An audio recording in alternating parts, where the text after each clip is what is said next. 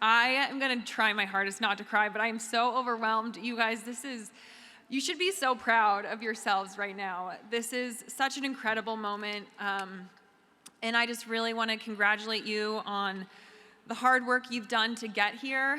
And from our perspective, it really puts into, it's hard to put into words how monumental of a day this is, and to get to be a small part of it is incredibly special. So thank you for having me.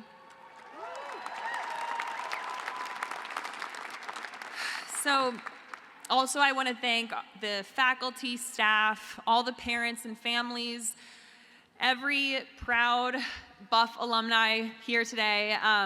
Let's just have a round of applause for everyone who helped these graduates get here today.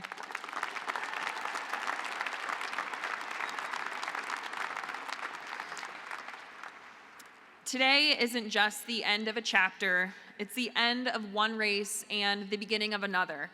You've crossed this finish line, and now you're standing at the starting line of everything else that comes next. Before we go further, I want to thank Chancellor Schwartz and the Senior Class Council for inviting me to speak today. I actually didn't walk my own graduation here at Folsom because I was competing in a track meet at the Pac-12 Championships. So I am just going to pretend this is also my graduation. This feels really cool. Just 12 years later, a few more miles in the legs and wrinkles on the face, but we're going to pretend this is back in 2013 for me. This university has shaped so much of who I am, and again, why I said I'll try really hard not to cry. This is an incredible honor for me. I was born right here in Boulder to two Buffs who met on campus. Chancellor Schwartz told you all my family that have attended CU were incredibly proud Buffs. I knew the fight song before I knew my ABCs, and I went to my first Colorado football game when I was just 3 weeks old. My family still has season tickets right over there, so that's where I sat, or was held. I'm sure my daughter Betty will get to go to her first game this fall as well. Years later, I had the honor of wearing the Buffs jersey as a member of the cross-country and track teams, competing across the country with Colorado across my chest. I can't tell you the amount of pride I had looking down and seeing Colorado on my jersey, and the pride and confidence that gave me. I also wore that jersey when I qualified for my first Olympic team while still a student here.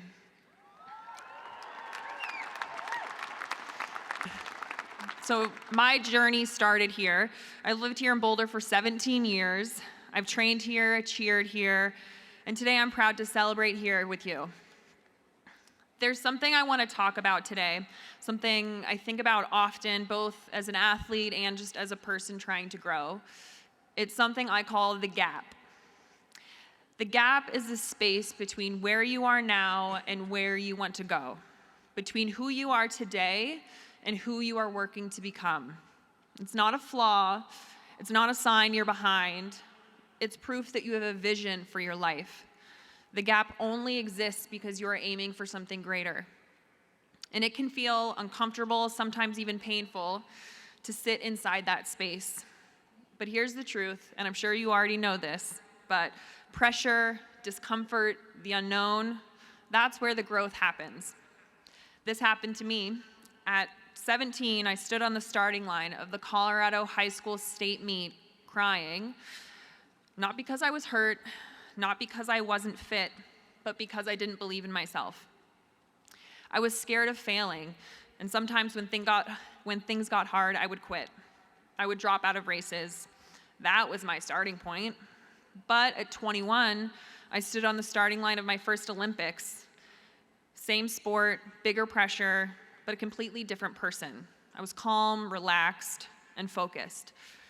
So what filled that gap? It wasn't magic, it wasn't just talent, but it was work. Thousands of small, unremarkable steps. It was showing up to practice as a freshman, eager to push and grow, even though I had the slowest high school times on the team. It was finishing workouts when I wanted to quit. It was listening to feedback that stung. It was celebrating the little wins, a personal best, a hard workout. It was running a 4:54 mile in my first college mile race, a goal thanks, but a goal that my coach set for me that I thought was way out of reach. And then I kept going again and again. I kept showing up and pushing for more. And by senior year, I won the NCAA championship mile, running 4:29.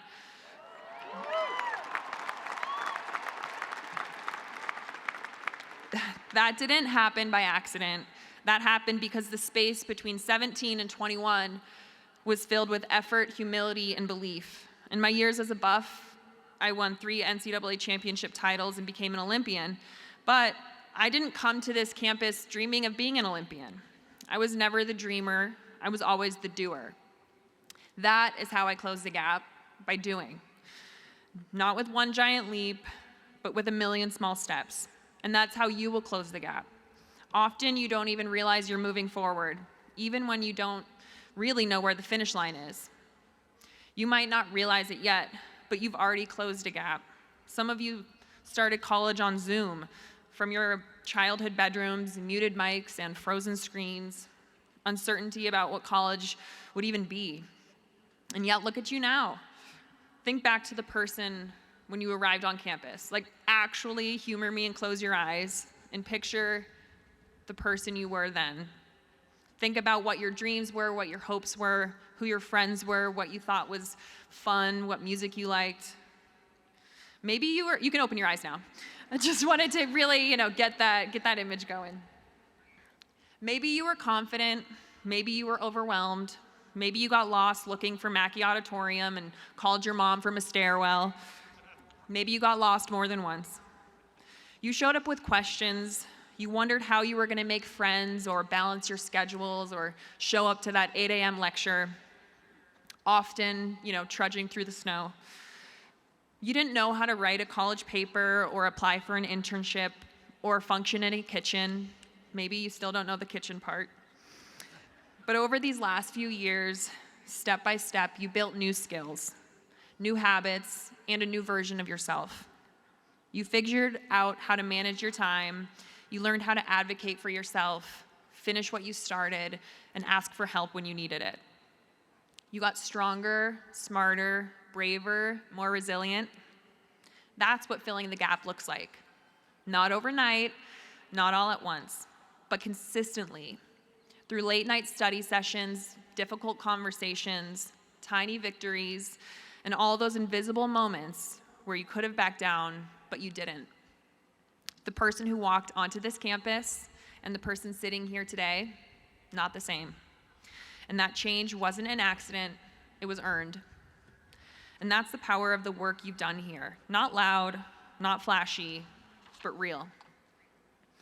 Now, closing gaps in college is, in some ways, straightforward. College is designed to help you do that.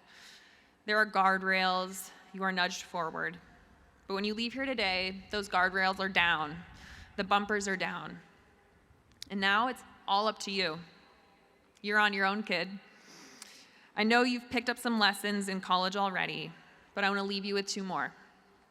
These are 2 principles that help me grow and help me close the gap, and I believe they'll serve you too. Hopefully your last 2 lessons in college, right? Okay. Lesson 1, win at the things that don't require talent. You don't need talent to show up early, to be kind, to take feedback, to stay consistent. Those are choices, not gifts. I've won races not because I was the most gifted, but because I made choices and was consistent with the small stuff. I didn't cut runs short. I didn't skip the unglamorous parts. I listened, I prepared, I trained hard, and I built discipline. And because of that discipline, not just talent, I won an Olympic medal in 2016 and a world championship gold in 2017. Nope. Lesson 2 is this tassel, sorry. Lesson 2, control what you can, let go of what you can't. In sport, I can't control if someone cheats or if someone else is better than me or if it rains on race day. But I can control how I respond. I can control my effort, my mindset, my resilience. Life is full of variables, but your preparation, that's yours. When you focus on what you can control, you get stronger. When you obsess over what you can't, you get stuck. Know the difference and choose what brings you forward. I'm not going to stand here and tell you that by taking steps forward, you will always make progress. You will fail. You will fail at things you thought you would conquer, and that's okay. It happens to all of us. At the Tokyo Olympics, I failed. I fell on the final lap. I was disqualified. The race I had trained years for, the race I thought was going to be my Olympic moment, was over. And it was a very public failure, too. I was crushed. But because I had spent my career building a deep capacity for hardship, I didn't stay down. I got up, I processed the pain, and the next summer, I came back and won my 10th U.S. National Championship, becoming the first American runner to win the same event 10 times.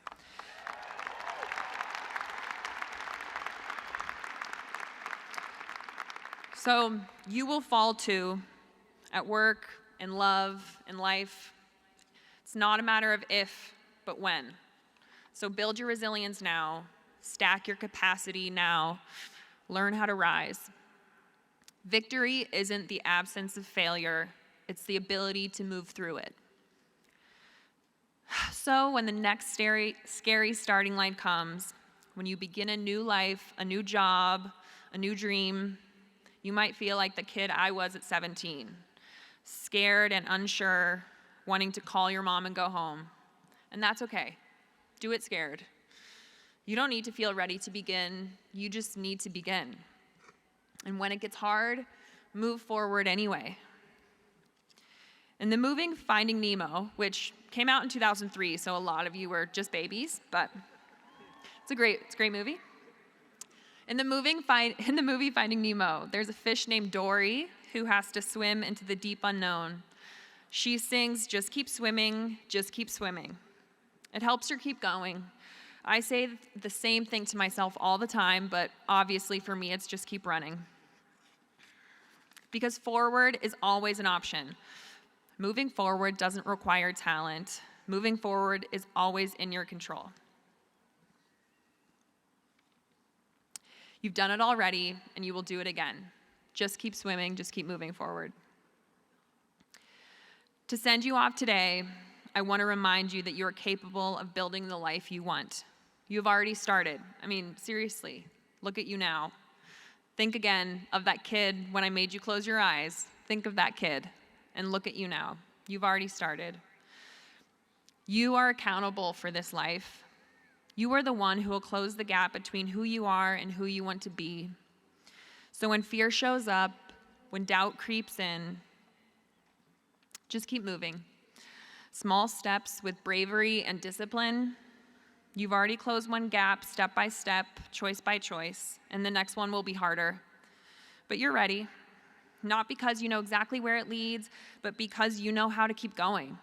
Just keep swimming and just keep moving forward. Congratulations again to the class of 2025. Go Buffs!